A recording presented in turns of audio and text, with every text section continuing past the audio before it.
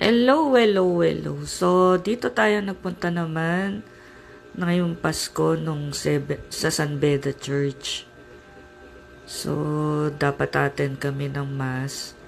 Kaso 10:30 pa eh. So, nagpunta na lang kami dito para bumili ng yung Saint Benedict na medal. So, ayan.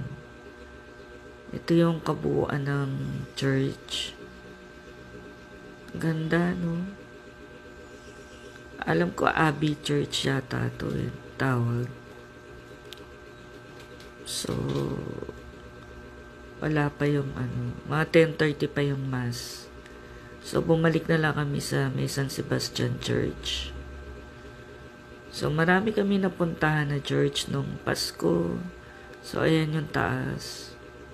Yan yung paligid, yung mga paintings. So, ito yung pilihan ng mga medals na Saint Benedict. So, pwede nyo ipa-bless sa dyan na rin. So, ayan.